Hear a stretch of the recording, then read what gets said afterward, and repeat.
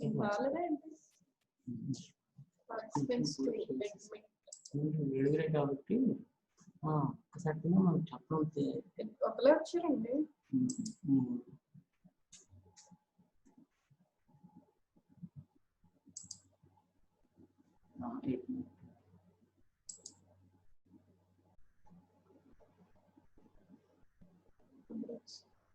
ఏంటండి మరి వీళ్ళు నాతో కలిపి నలుగురు అంతే.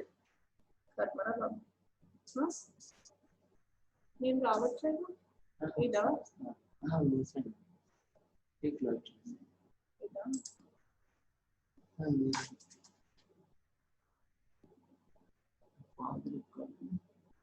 ఏదో రికార్డింగ్ చేస్తాడు కదా. స్టార్ట్ చేసి నా వీడియో రావట్లేదు. ఇక్కడ నా వీడియో రావట్లేదు. ఇదేదో ఆన్ చేయాలా?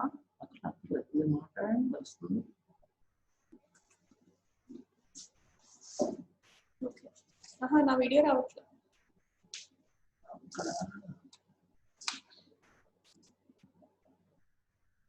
రికార్డింగ్ అది ఇక్కడ వీడియో స్టాప్ వీడియోనే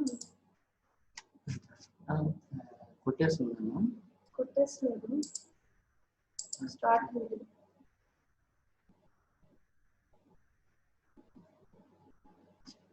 ఇప్పుడు నెమ్మది వస్తారు అసలు.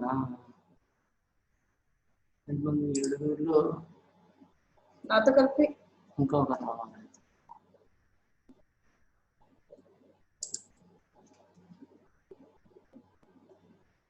ఇదేంటి వీడియో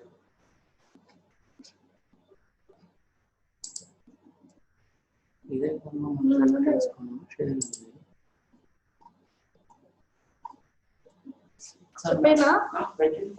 చెప్పేనా వీడియో లేకుండా.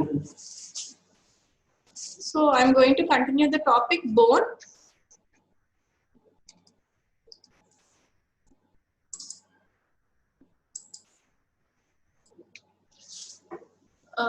Coming to the metabolic and endocrine bone diseases, it's osteoporosis, osteomalacia and rickets, scurvy, hyperparathyroidism, renal osteodystrophy, and skeletal fluorosis. First topic, yesterday I have discussed about the osteoporosis, so I am not discussing the osteoporosis again. Now I am going to tell the rickets and osteomalacia. This rickets and osteomalacia are the same entity. It's caused by vitamin D deficiency. It's due to because of the vitamin D deficiency, there is impairment of the mineralization. That is impairment of the calcium deposited in the bone, because of which the matrix of the bone is unmineralized. That is the calcium, the matrix is devoid of calcium. This is all due to the vitamin D deficiency. Rickets, it's a clinical term used in children, and due to the blockage in the deposition of obstruction of the deposition of the calcium, there is an interference in the growth of the growth plate of the interference in the growth of the bone plate. And osteomalacia is seen in adults. Here also the same, the calcium it's not deposited, so the bone remains unmineralized. Next is the scurvy. Scurvy is caused due to vitamin C deficiency. Because of the vitamin C is important for the hydroxylation of the collagen, which provides the structural stability. As I said yesterday, collagen is the main component of the osteoid, and this collagen synthesis is mainly dependent on the vitamin C, because vitamin C is responsible for the hydroxylation of triple helix model of the collagen, because of which there is structural stability which is provided to the collagen molecule. As vitamin C is deficient, the collagen which is formed is not proper.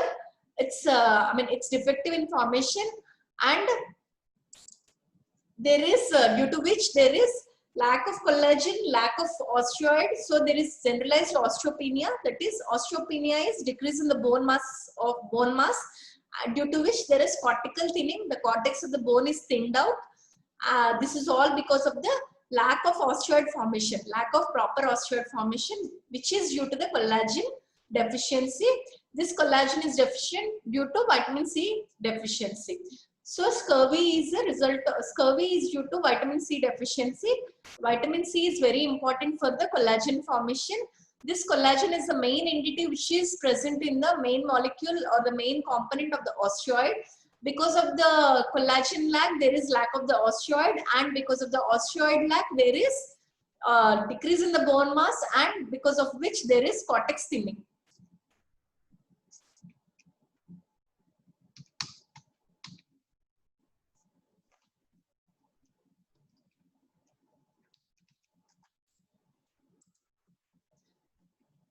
Next is the hyperparathyroidism.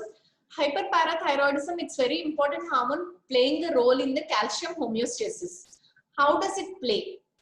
So whenever there is an increase in the serum calcium, the parathyroid gland is the one which is located adjacent to the thyroid gland, and this parathyroid, whenever there is a deficient calcium, the hypothalamus gets the negative feedback, due to which the parathyroid gland gets activated, and parathormone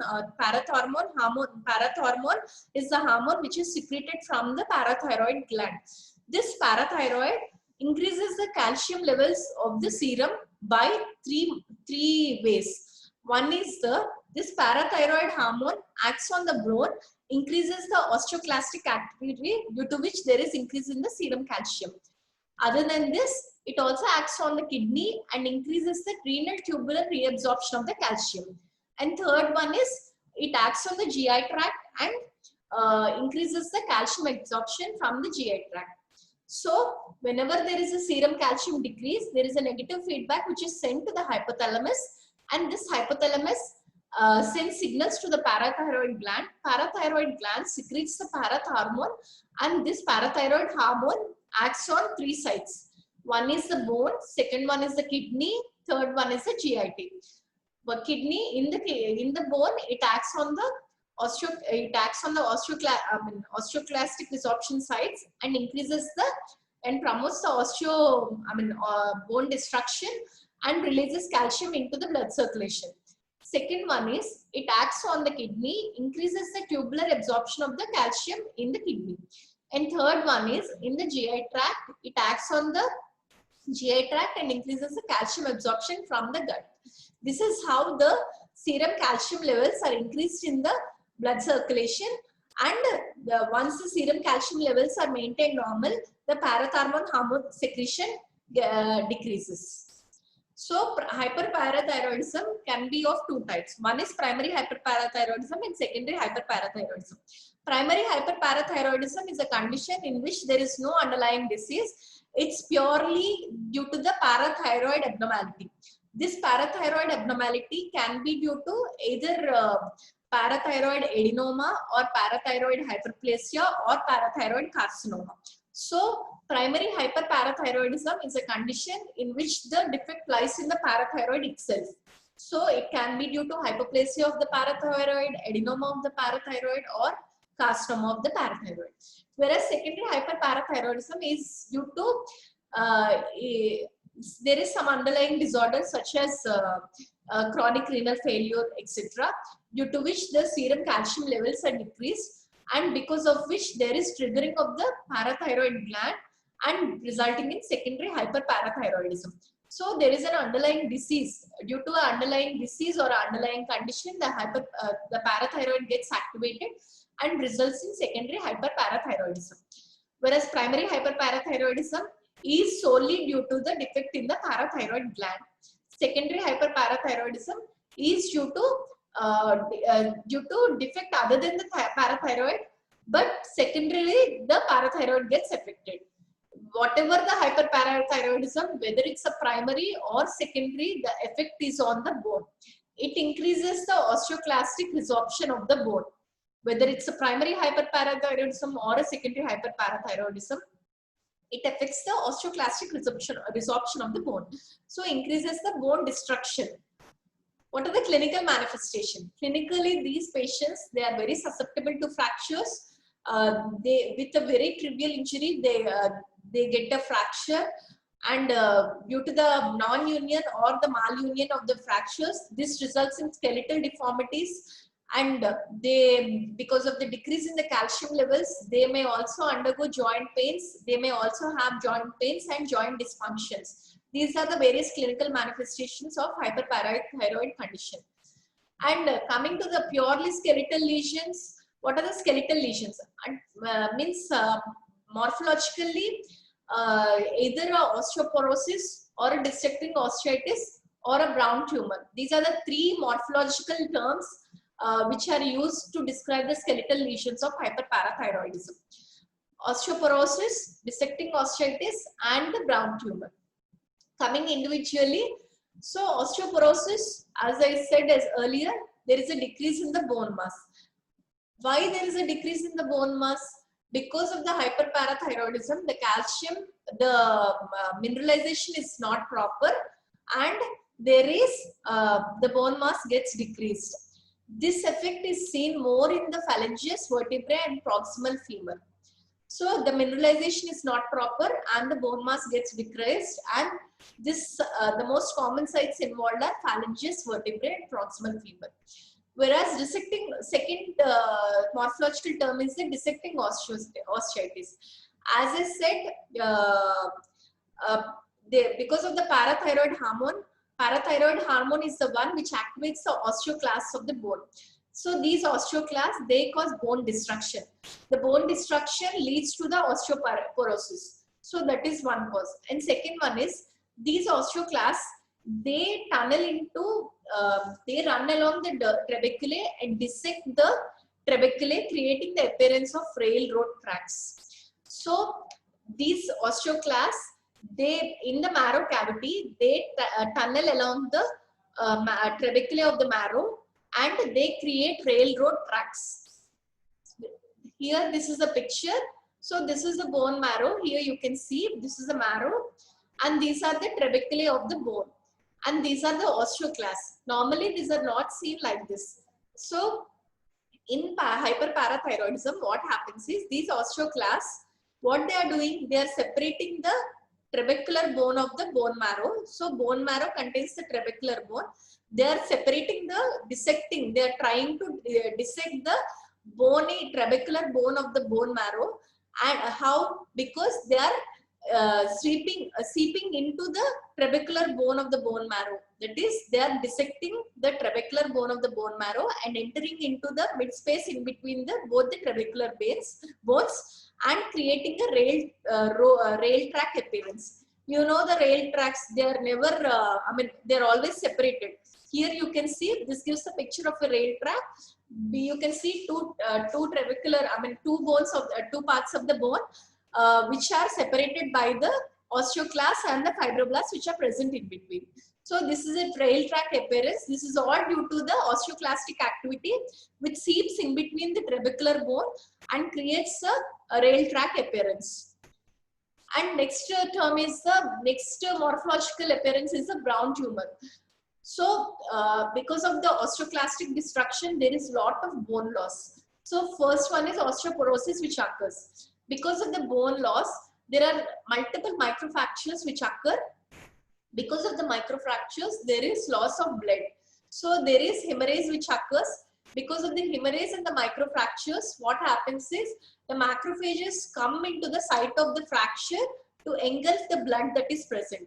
So macrophages, they come to the site of the fracture, come to the site of injury, and they try to engulf the blood hemorrhage that is present there. In the meanwhile, the fibrous tissue which is present over surrounding the microfracture or the injury or the site of injury, they get proliferated. So there is macrophages and fibrous tissue proliferation. This all results in a mass which leads to the formation of brown tumor. So firstly, because of the osteoclastic activity, there is bone loss. Because of the bone loss, they are very easy to liable to fractures, that is microfractures occur. And because of the microfractures, there is seepage of blood or the loss of blood resulting in hemorrhage. Because there is hemorrhage, there is macrophages which come to the site of action, site of injury, and they try to engulf the blood. In the meanwhile, the fibrous tissue also gets proliferated, and this all results in a mass which is formed in the surrounding area.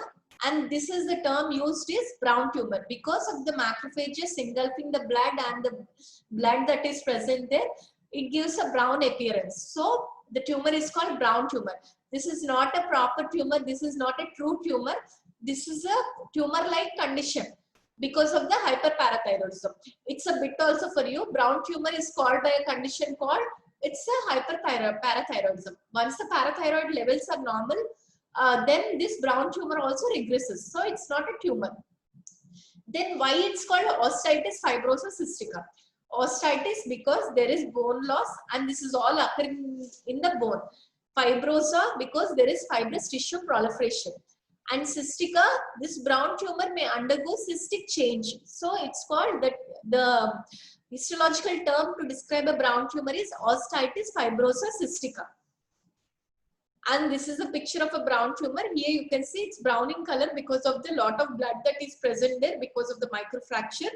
And if you see the cut section, I mean, if you see the microscopic picture, you can see lot of macrophages and fibrous tissue proliferation. This is the picture, gross picture of a brown tumor. Next condition is the renal osteodystrophy. Skeletal changes that occurs in the chronic renal failure patients. It's called, they are termed as renal osteodystrophy. So what happens in chronic renal failure? In chronic renal failure, what happens is the phosphate is not excreted properly. So there is increase in the serum phosphate levels.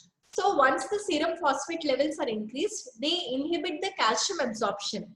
So the serum calcium levels are decreased.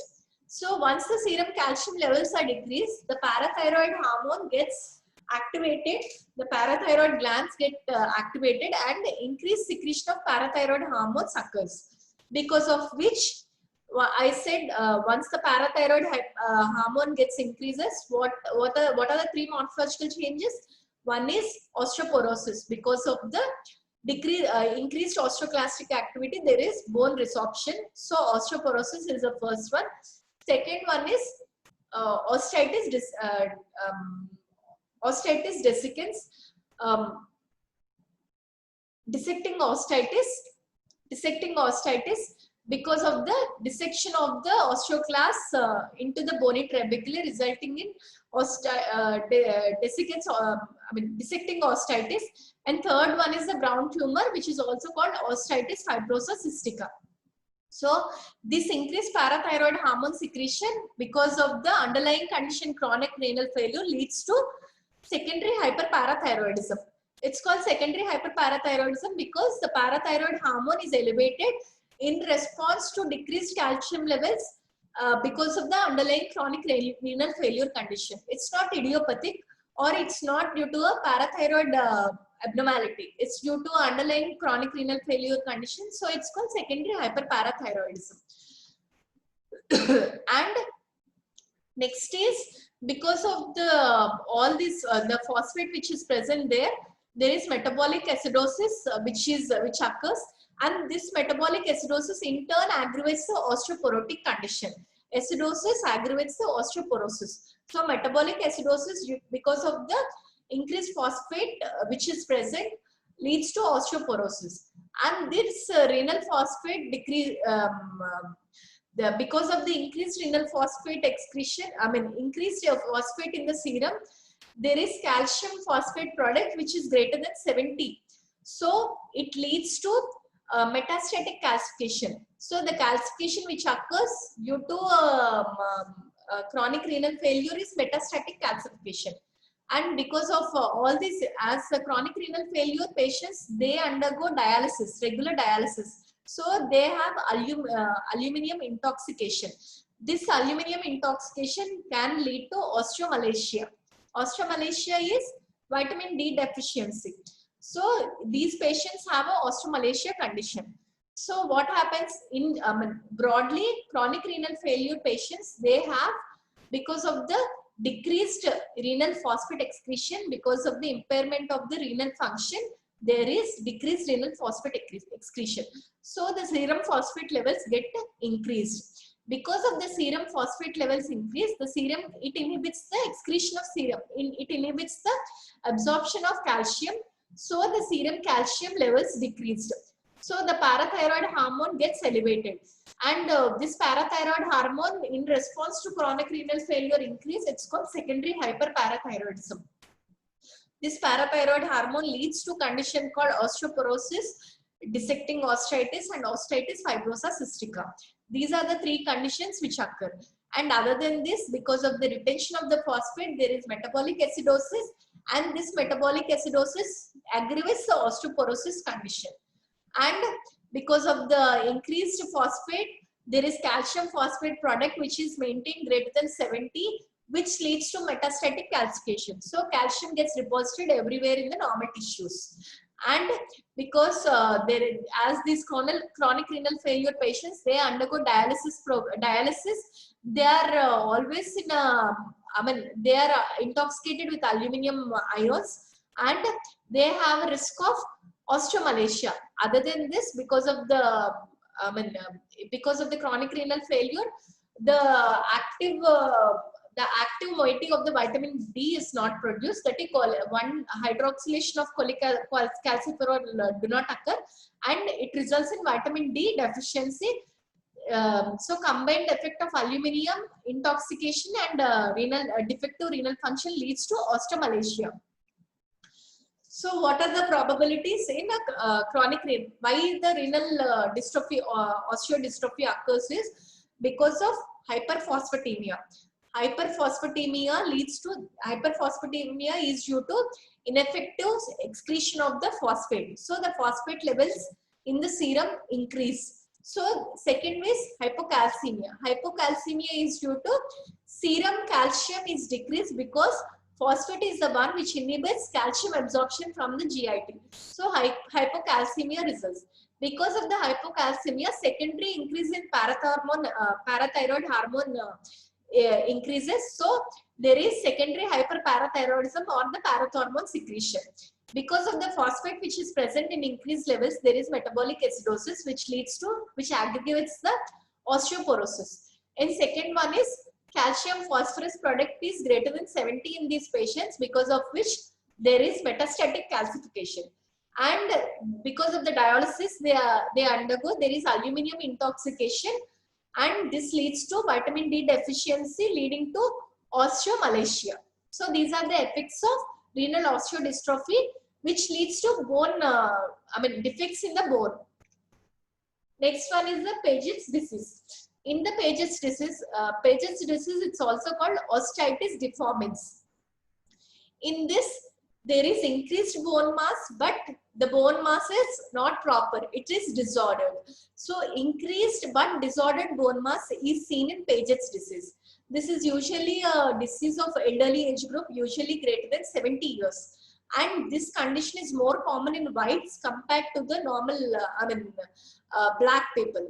So it's also called osteitis deformans, and there is increased bone mass, but the bone mass is not proper, it's disordered. And it's seen in elderly age group greater than 70 years, and it's common in whites. There are three phases in Paget's disease. A sequential progression occurs in Paget's disease. It occurs in three phases. One is the osteolytic stage. Second one is the mixed osteoclastic and osteoblastic stage. And third one is the quiescent osteosclerotic phase. So these are the three phases of Paget's disease. Coming to the first one. So here this is the first one. First is the osteolytic phase. Here you can see there is increase in the osteoclastic activity at the resorption surfaces. These are the resorption surfaces of the bone. Here the osteoclasts are attached. Osteoclasts are multinucleated giant cells of the bone, which aid in the resorption of the bone. That is, they destruct the bone. They are used in the remodeling process. So these are the resorption surfaces where the osteoclasts are attached, and because of the increased osteoclastic activity, there is bone destruction occurs, and the first stage is called osteolytic phase. Second one is this mixed phase. Here you can see both the osteoclastic activity, that is, there is resorption. These are the resorption surfaces where the osteoclasts are attached, and other than this, there is also osteoblastic phase where you can see these the osteoblast gets activated and there is formation of the new bone. So both the destruction osteoclastic activity is seen and the osteoblastic activity is seen. Osteoclastic activity we can visualize by the resorption surfaces Whereas the osteoblastic activity we can see by the, we can observe by the newborn formation or the osteoid formation.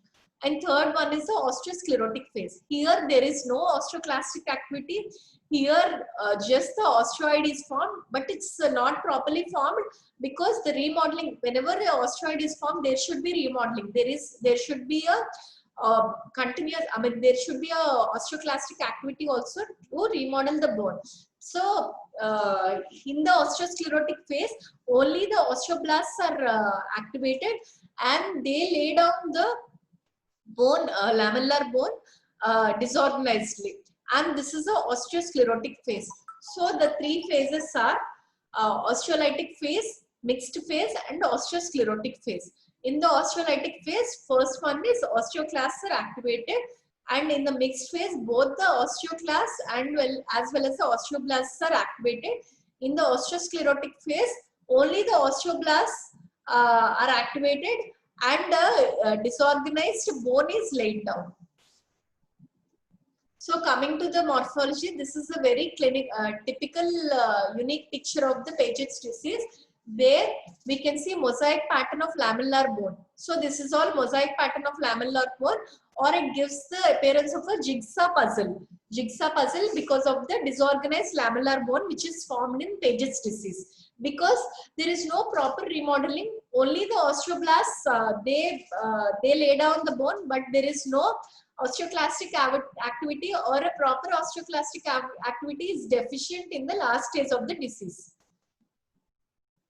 Here also, clinically what happens is, just as I said in the osteopetrosis, in osteopetrosis also there is increased bone mass. Here also the same, but the bones are not proper. These bones, even though the bone density is more, they are very weak because of the disorganized bone mass. So they are very prone for fractures and skeletal deformities, and they complain with pain and everything. So the bone which is formed, even though there is more of bone formation, the bone is not useful at all. It's a weaker bone, just like the osteopetrosis picture. And next one is the skeletal fluorosis. Skeletal fluorosis, this is due to the high sodium fluoride content in the soil and water consumed by people in some areas. So this can be endemic, like Nalgonda district and some states of in AP, in Telangana Nalgonda district, and in some other areas like UP, like that. We can see this condition as an endemic condition because the fluoride is present in the soil and water of that area, and when these people consume that fluoride rich water, they have fluorosis. And it can be seen as non-endemic condition. This fluorosis can also be seen as non-endemic condition, like people who may have exposed to industrial exposure or occupational exposure, they may have fluorosis. So this can occur both as endemic and non-endemic. Endemic, when that soil and water contains some more of fluoride content, it's called endemic. Non-endemic is like an occupational hazard. And what does this fluoride do actually?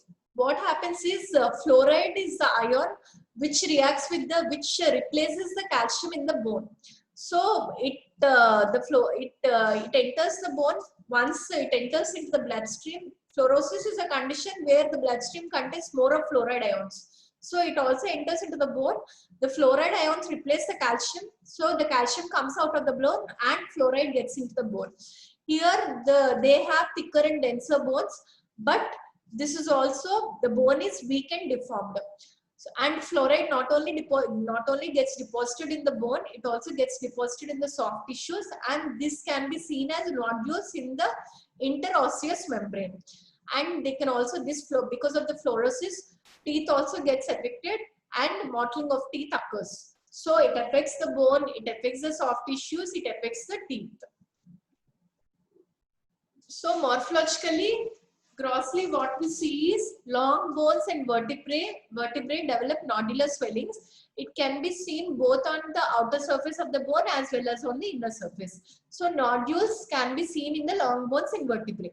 And even in the soft tissues also we can see nodules composed of this fluoride because of the fluoride content in the water. Microscopically, these nodules contains heavily mineralized irregular osteroid admixed with fluoride, which requires confirmation chemically. So this osteroid is formed, but this is not the osteroid which is normally seen, because calcium is not seen here. This calcium is replaced by fluoride. So the calcium gets replaced by fluoride, and the fluoride forms the osteroid here. So the proper mineralization is not occurring here, and but osteroid is formed, but the bone is formed, because bone is mostly composed of collagen. Collagen is present, collagen forms the bone, but for the mineralization of the bone, proper mineralization of the bone, calcium is required. Calcium is lacking here, and it's replaced by the fluoride. To confirm it as a fluoride, we have to do a chemical test. So microscopically, nodules composed of osteoid, but this osteoid is admixed with fluoride, and this has to be tested chemically. Next one is the osteomyelitis. Inflammation of the bone and marrow is osteomyelitis, and this is always secondary to infection. So this can be a primary focus of infection or secondary to some other systemic disease. Only the bone solely can be affected as a primary disease, or due to some other disease, the bones also get affected. So it can be primary or secondary. And viruses, bacteria, fungi, any parasites, all these can cause osteomyelitis, but most commonly pyogenic bacteria and mycobacteria are the most common organisms involved in osteomyelitis. And most common 80 to 90% cases, that is the Staph aureus is the most common culprit pathogenic organism. And other than Staph aureus, E. coli, Klebsiella, Pseudomonas, all these can be involved in osteomyelitis. All these can cause osteomyelitis. And in sickle cell anemia patients, Salmonella typhi can be the culprit organism. So these are the various organisms causing osteomyelitis, but most commonly in 80 to 90% cases, the Staph aureus is the most common organism involved. And TB, mycobacteria, is also one of the most common organism causing TB osteomyelitis. And what are the routes of spread? There are 3 routes of spread. It can, the focus of infection can come from a distant site through blood vessels. That is a hematogenous route of spread. So from a distant site, it can be, the focus of infection can spread. Or due to a open fracture, or during a trauma, or during a surgery, a direct implant of the infection can occur on the bone. So direct implantation secondary to fracture, trauma, or surgery can be seen. And if adjacent soft tissue is infected with some organism, direct extension from the adjacent tissue can lead to bone infection. So it can be a distant spread like blood vessels, or it can be a direct spread, direct implantation due to open fracture, or due to during a surgery, or it can spread from the adjacent organs, like by direct spread, or with continuity of the soft tissues. There are 3 modes of spread. And usually in children, it's the hematogenous route which is usually seen, because otherwise the bone is healthy there.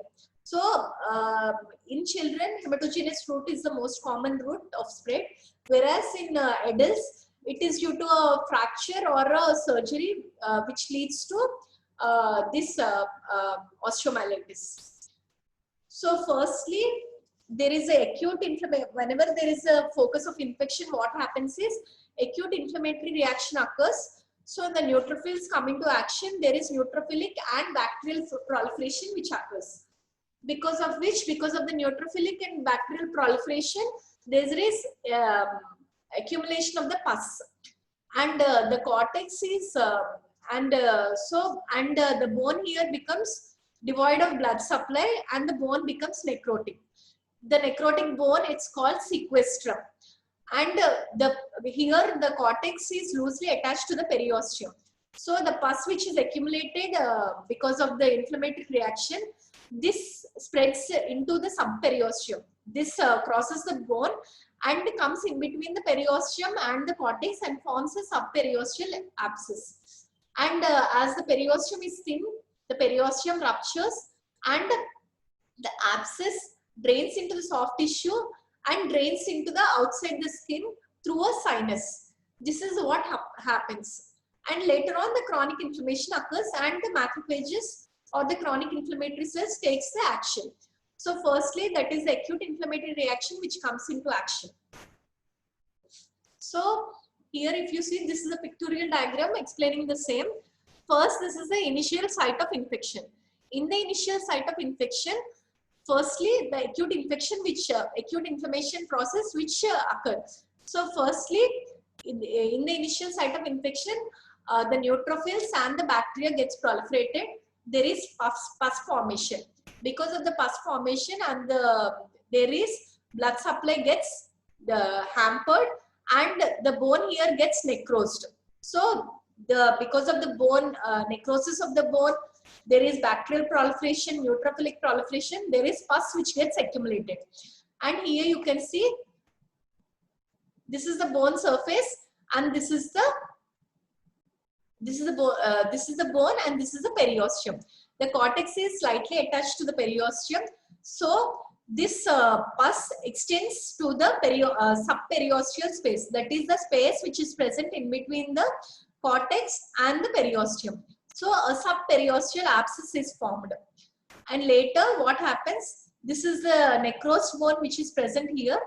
Because of the lack of blood supply, the bone becomes dead, and this dead bone is called sequestrum. So this is the sequestrum is the dead bone which is seen in osteomyelitis. And this pus which gets accumulated in the subperiosteal area, this escapes and it enters into the soft tissues and later into the skin through a sinus. So there are sinuses formation in the osteomyelitis case. In chronic osteomyelitis, there is sinus formation and there is discharging sinuses which discharge the pus from the sinus. And later on, what happens is in the chronic inflammation, there is macrophages and fibroblasts which come into action and they release cytokines which promote the formation of new bone. So here there is formation of the new bone and this is called involucrum. Involucrum is the new bone which is formed in osteomyelitis. Dead bone is the sequestrum. So firstly, there is entry of the organism into the bone. Because of the entry of the organism, there is a multiplication of the organism and the neutrophilic proliferation. The blood supply is impaired and the bone becomes necrosed. All this leads to the formation of pus. Because of the pus formation, there is the blood supply is much more hampered and there is a breach in the cortex. Here the cortex gets breached and there is in the subperiosteal space, this pus gets accumulated and there is formation of the subperiosteal abscess. And later on, the bone becomes dead and this dead bone is called sequestrum. And there is escape of pus through the discharging sinus into the soft tissues and into the exterior of the skin. So there is sinus formation which is characteristic feature of chronic osteomyelitis. And because of as a process of chronic inflammation, the macrophages and the fibroblasts which come into action and they promote the formation of new bone, and this new bone which is formed is called involucrum. So same here, this is another diagram. This is the sequestrum is the dead bone which is present in the osteomyelitis. Here you can see this the pus which is present here in the bone.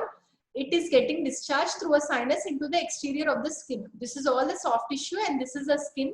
So there is a discharging sinus which is characteristic feature of chronic osteomyelitis. The sequestrum is draining through the sinus to the exterior.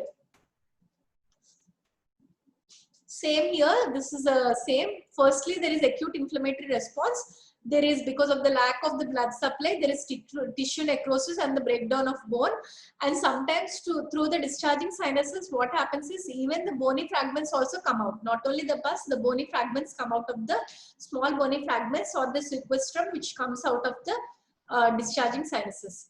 And there is more of the obstruction of the blood supply and there is avascular necrosis of bone. Which leads to sequestrum formation, that is the dead bone formation. Later on, macrophages come into action and result in chronic osteomyelitis, where cytokines are released and they promote the new bone formation and the involucrum or the new bone is formed. Next one is the TB osteomyelitis. Usually the osteomyelitis patients, they present with severe pain, and they are very prone for fractures. And in childhood also, in children also, it's very common.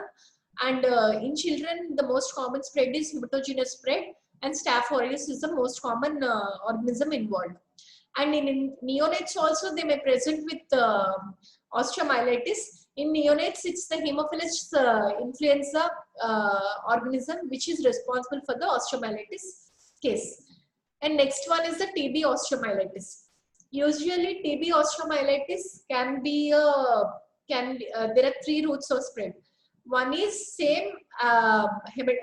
There is some other focus in the some other TB focus in somewhere in the body, and this may spread through hematogenous spread. That is, there may be a blood spread from some other area, from some other TB focus, or it may be a direct extension. That is, the ribs can be involved when the lung is involved. So due to a pulmonary focus, ribs can be involved, or a adjacent vertebrae can be involved, or it can also spread through lymphatics. The three routes of spread are hematogenous spread, direct spread, and the lymphatic spread. Most commonly, the most common sites are vertebrae which are involved. Skeletal axial skeleton is the most common involved. Is most commonly involved. Thoracic and lumbar vertebrae are most commonly involved, which results in kyphosis or scoliosis. And in AIDS patient, because of the immunosuppression, the lesions can be multifocal. And Pott's disease is the term given when there is involvement of spine. This is a bit for you. Pott's disease is the involvement of spine. If you take if you get a doubt whether it's a TB or not, they send for a biopsy. We see the biopsy. In the biopsy, we could identify the epithelioid cell granulomas with central caseous necrosis. So it can be a primary disease or a secondary disease from some other area. Secondary disease can be due to hematogenous spread, or a direct spread, or a lymphatic spread. And most commonly the vertebrae are involved, and which results in kyphosis or scoliosis. And if it's AIDS patient, because of the immunocompromised state, they are very much, they have a secondary TB infection definitely. And then the sites of involvement are not single, then it can be multifocal. And if there is involvement of the spine, it's called a Pott spine. Thank you.